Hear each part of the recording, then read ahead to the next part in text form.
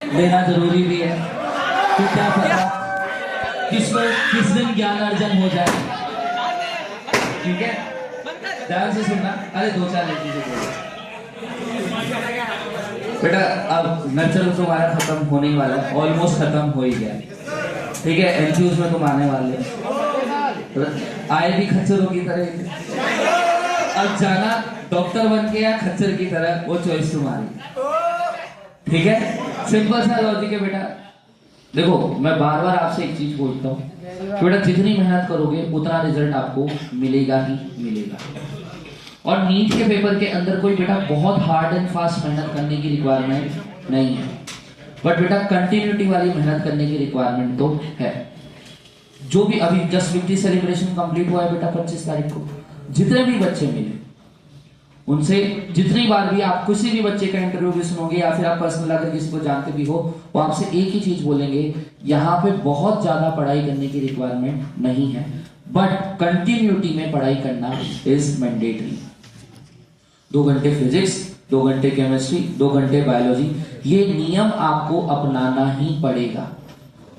आप डॉक्टर बनते हो तो बेटा पेशेंट को क्या बोला जाता है कि 2 गोलियां सुबह खाना, 2 गोली शाम को खाना, ये गोली दिन में 1 बार, ये गोली दिन में 2 बार। बेटा उसी तरीके में ये 3 गोलियां आपको खानी ही खानी है।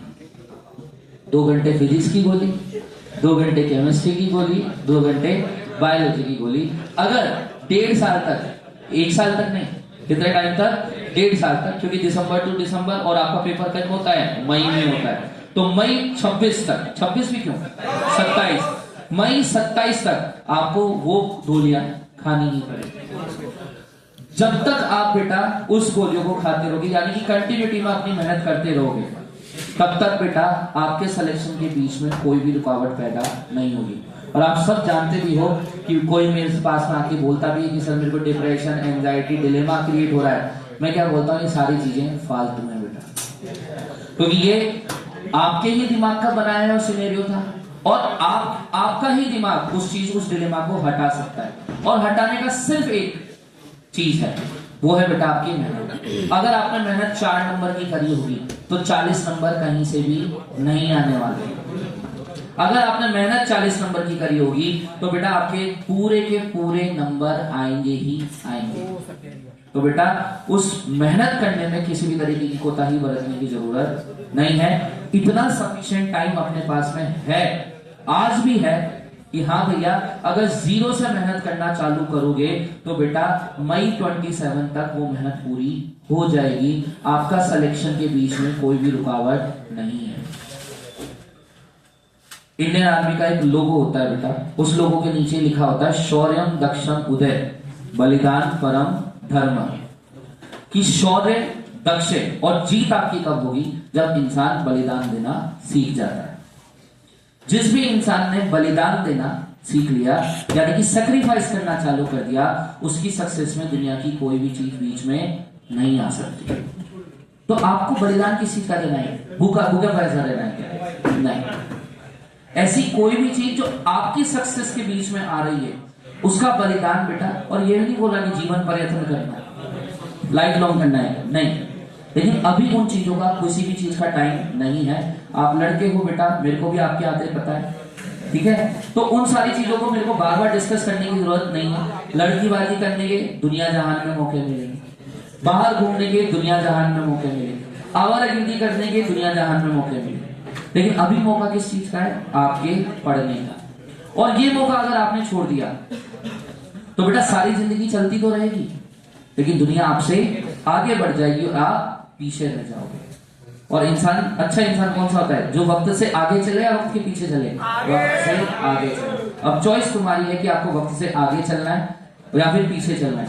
और बेटा एक और चीज बता दो, किस किस की फैमिली की हिस्ट्री में डॉक्टर्स हैं, यानी खुद की करंट फैमिली के अंदर डॉक्टर है? बनने वाला नहीं। अपनी पेरेंटल लाइन की अगर बात करूं कि पापा अगर डॉक्टर हैं या चाचा डॉक्टर हैं या मम्मी डॉक्टर, ऐसा कोई बहन डॉक्टर, सगा भाई या बहन डॉक्टर, ऐसे गिने चुने, ठीक है? तो बेटा डॉक्टर बनने के बाद में आपकी फैमिली ट्रेजेक्टरी भी सही हो जाती है। मैं ये नहीं बोल रहा कि फैमिली ट्रेजेक्टरी गलत है, ठीक है? लेकिन वो फैमिली ट्रेजेक्टरी को आप और भी ज्यादा क्या कर सकते हो? इनहांस कर सकते हो। कैसे भैया?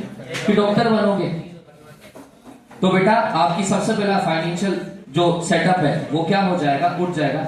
डिफरेंट लोग बेटा डिफरेंट फाइनेंशियल बैकग्राउंड से भी बिलोंग करते हैं। और अगर आपको चलो अच्छे फैमिली कंडीशंस पे भी हो तो बेटा इंडिविजुअल सर्वाइवल करना आना चाहिए।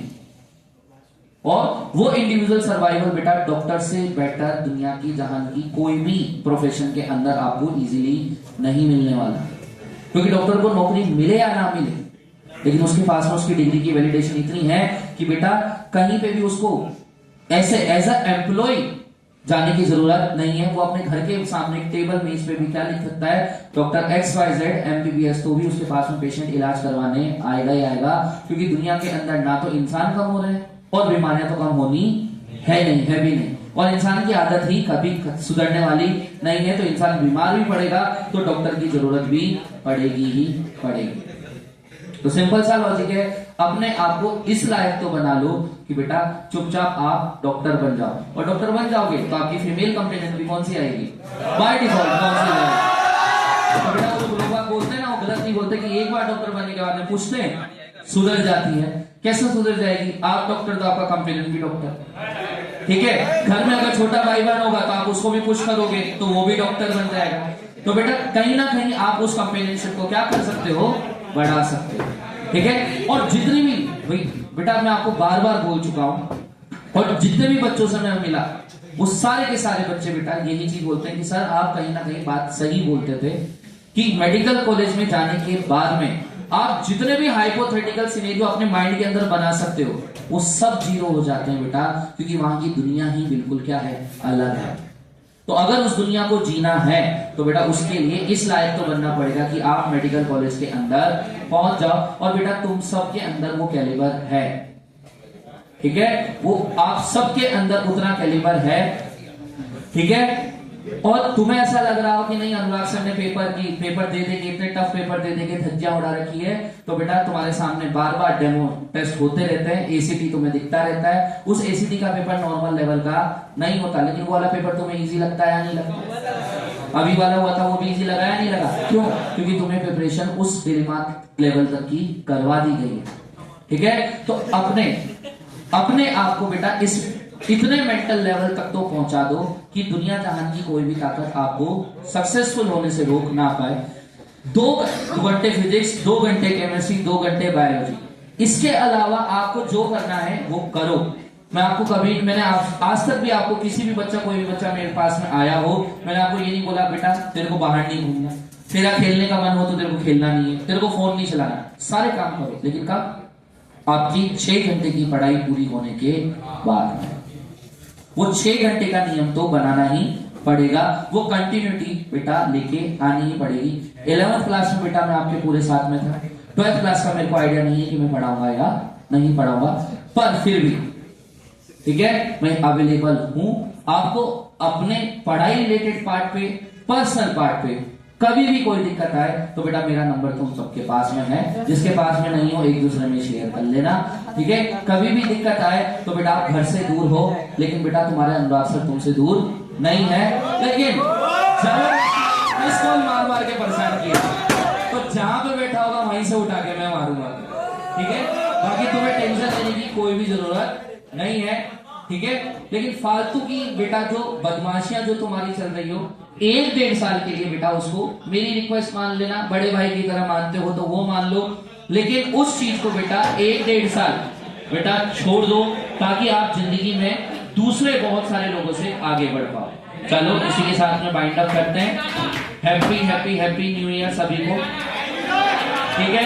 नया जीवन, नए हौसले, नई सक्सेसफुल और नेचर और तुम्हारे मन के अंदर नए डिटर्मिनेशन को लेके आए, ठीक है। और मैं प्रे करूंगा कि आप बेटा डबल ट्रिपल चौपल मेहनत कर पाओ ताकि आप बेटा सिलेक्शन के और पास पहुंच पाओ, ठीक है। चलो